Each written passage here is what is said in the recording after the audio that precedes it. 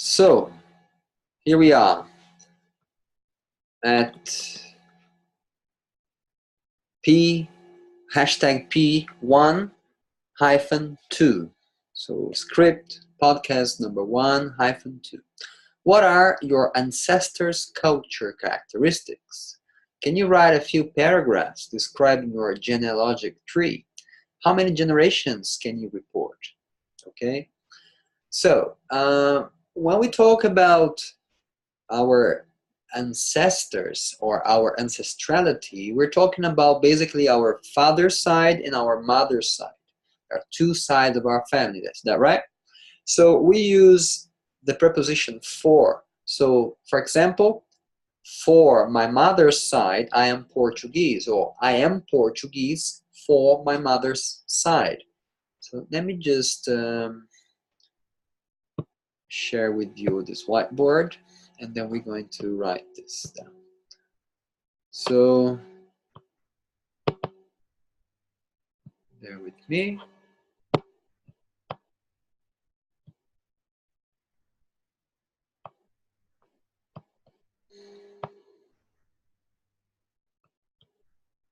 Here we are. Okay, so let's just edit this out. Eraser. Erase, erase, erase, erase. Now, when I speak about my ancestrality, I can say I am Portuguese for my mother's side and Brazilian for my father's. Okay? Or my father's side, but I can just stop my father's. So, what I can say about Portuguese. Portuguese people, they like to eat well.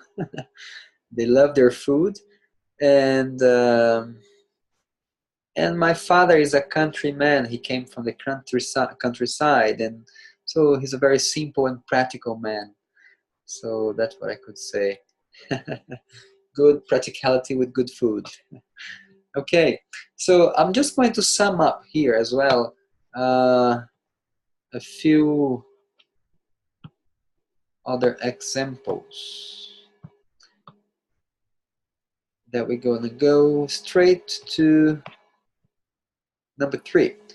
Why do you think there are so many different accents for the same language? Share your thoughts with us. Now, you see that every question suggests us that we use a certain grammar structure, a certain verbal tense, like sometimes it's going to be in the past, sometimes it's going to be in the present.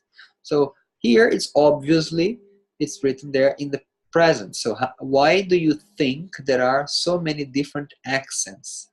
Okay, so what I think, I really liked some of your ideas.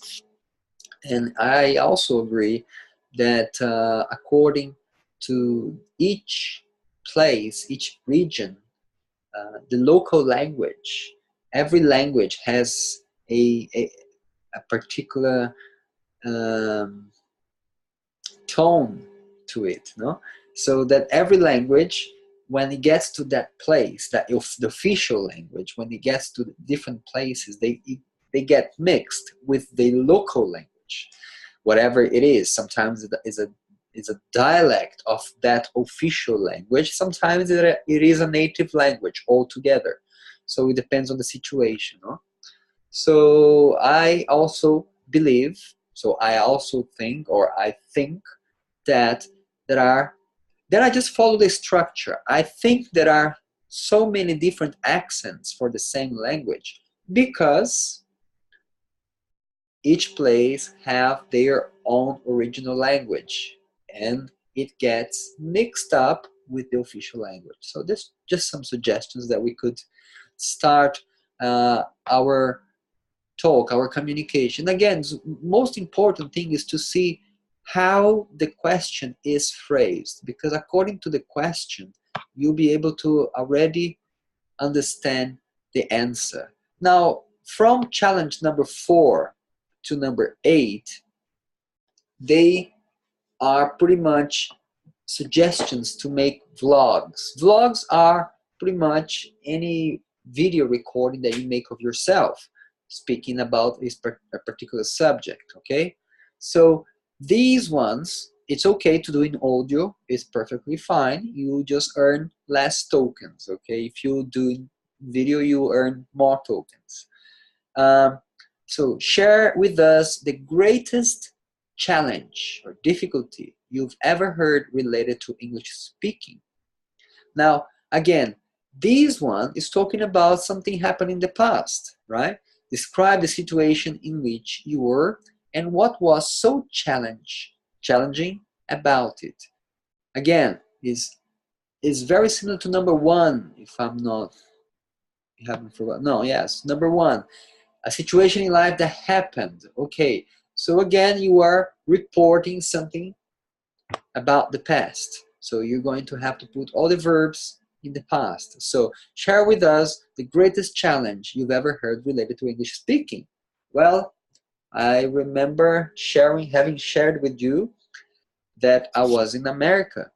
And when I arrived in America, I couldn't understand what they were saying. And I had been studying English in Brazil at CCAA for almost about 9 years. And when I got to America, I still could not understand what they were speaking. I think one of you said something about emotional filters, is that right? So yes, we do have our emotional filters when we are in a situation, you're confronted in a situation, you feel really scared or nervous, you simply block, you filter what you hear, and you can't hear. And in my opinion, that's because of lack of this, of our interaction, of you watching me, I watching you, and then we growing, we interacting. This is the only way we really get fluent. Of course, we're going to talk about the grammar as well, it's important. But the most important thing is to really gain confidence. Until you gain confidence, you can study how many years you want, and I did. I studied like pretty much 9 years at CCAA, and when I got to America, I still could not understand. So that's how I would put number 4. And share with us, number 5 now, share with us what you would like to learn in order to be satisfied with your English knowledge. Okay. For me to be satisfied with my English knowledge, you see, I'm just repeating the question. Not creating anything new. I'm just repeating, going along with the question, but turning it into the answer. So share with us what you would like to learn in order to be satisfied with your English knowledge. You can simply say, let me just put here the whiteboard again. Okay, so let's erase this again. Okay, so I would like, you can simply put like this. Sorry, text. I would like to learn to be. Actually, then you would say, I would like to be fluent in order to be, no, just copying the question, satisfied with my English knowledge, and so on. I would like to be fluent in order to be satisfied with my English knowledge. The other day, I met someone that said, but I need also to know the grammar. So I would like to know grammar, English grammar, to be satisfied with my English knowledge. To know English grammar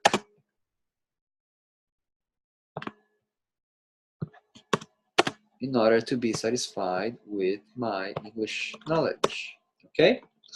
So whatever is the situation for you, I would like to be able or to have the capacity to speak in front of people. I would like to be able to speak in front of people, to be satisfied with my English knowledge. So in every case, I am just going along with the question. So never missing the question. That's that's very important, because if you do miss, it's like your safe place. You know what is being asked. You're just going to base yourself on the question, and then you don't get lost. I'll go to number 6 now. Share with us what you consider to be the most important things in reference to English speaking. Now, number 5 and number 6 are very similar in a way. They just have 2 different approaches. So you could just add, as I was saying, I would like to be fluent because I consider, again, what you consider, because I consider this to be the most important thing. To be the most important thing. Again, just repeating. I'm going to write it down for you so you know exactly how it would look like. I would like to be able to speak in front of people. Let's take this example. I like to be able to speak comfortably. Sorry, I don't know how do I do this now. Let me see. Yes, yeah. I'd like to be able to speak comfortably in front of people to be satisfied, that as the first one, to be satisfied with my English knowledge. Let's open this a bit. I'd like to be able to speak comfortably in front of people to be satisfied with my English knowledge. Because, now I'm hooking on to number 6, because I consider this, I can just simply put it back. No, I consider this, or I consider this to be the most important thing. Because I consider this to be the most important thing in English language.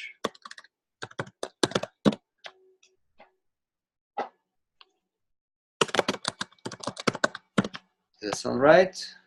Let's see. I would like to be able to speak comfortably in front of people to be satisfied with my English knowledge, because I consider this to be the most important thing in English language. It's a bit redundant, in my opinion. Let's change this thing, because I consider the ability of communication the most important thing in English language. I think it's better now. Language. Okay. Because I consider the ability of communication the most important thing in English language. Okay? So, you would like to speak comfortably in front of people to be satisfied, and you consider the ability of communication the most important thing in English language. So that is for number 6. Okay? And number 7 is basically about share your opinions, your thoughts and opinions on what is the best way of learning a foreign language. In my opinion, because it's to share your thoughts and opinions, right? So in my opinion,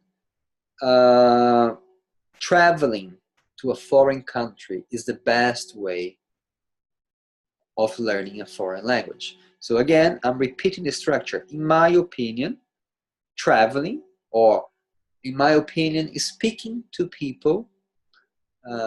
Now, it's very interesting. I'm going to do a share here of the screen again, because when we write this structure, the other verb goes in the gerund. So, in my opinion,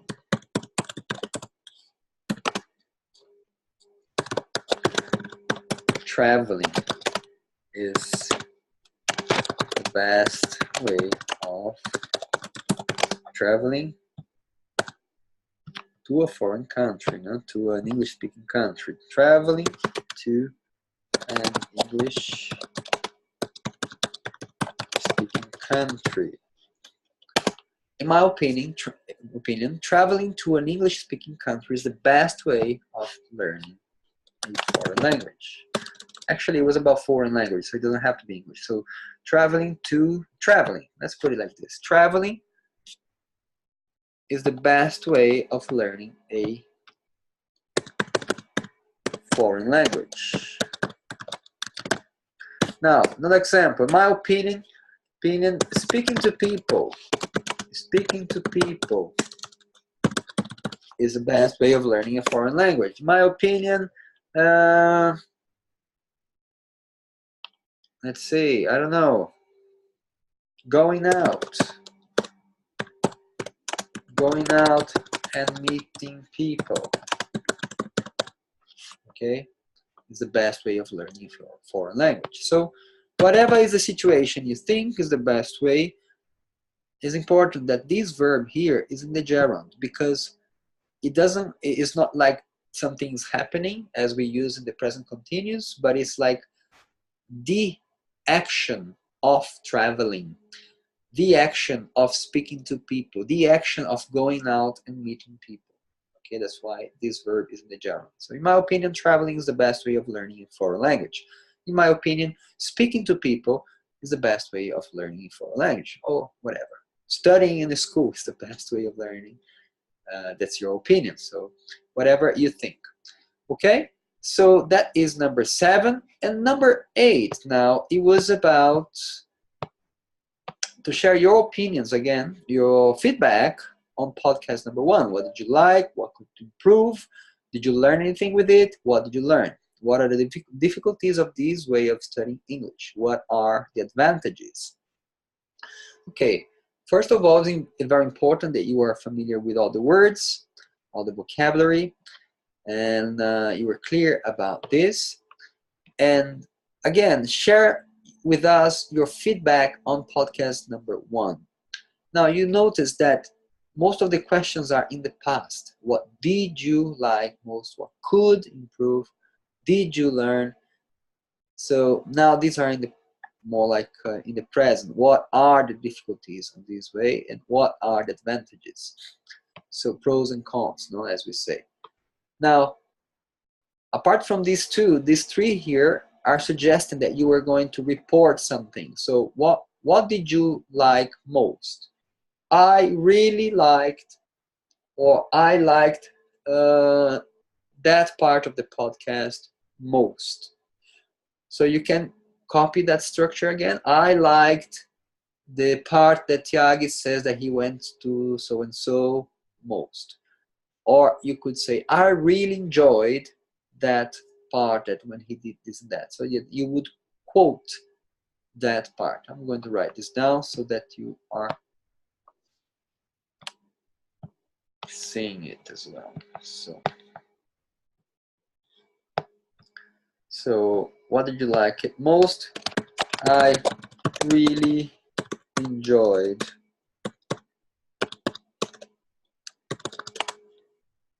when,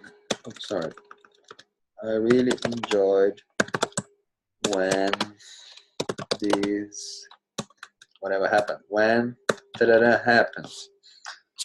Or you could say, I liked his, I liked the podcast's music. For example, I like the podcast music best. You could also put that way. So you can emphasize your enjoyment, saying, I really enjoyed it, such and such, when this doesn't happen. Or I liked the podcast, or whatever it is, best. Very similar to the question, in fact. Okay. What was the next one again? So what could improve? And I think we could, or you could Then you would give me a suggestion. So I'll give some suggestions to myself. Okay, I really like the banana, and I think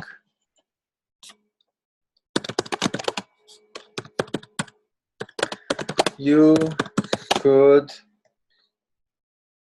for example, speak slower. You speak too fast. Speak slower. An example, what could improve, no?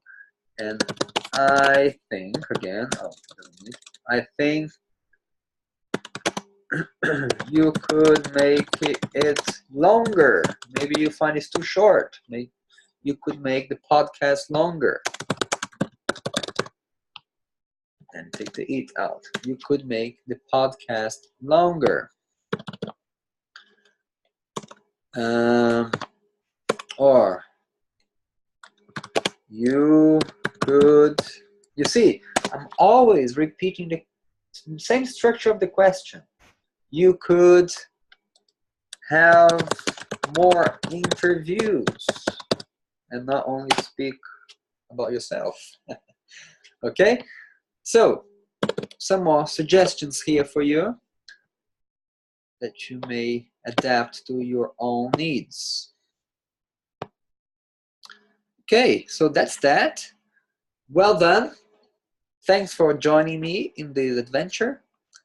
And I will finish with this poem. It's very beautiful. The mind. Mind, belief, thought, perception. There is no limit on your learning because there is no limit on your mind. The source of all our experience is mind. The true nature of mind, says the Course, is limitless, transcendent awareness and creative power. However, our mistaken thoughts and beliefs, which direct the mind's activities, appear to distort, constrict, and fragment it. Consequently, we must change our thoughts and beliefs in order to correct our perception and to restore the mind to its full potential. Great. So I see you next time.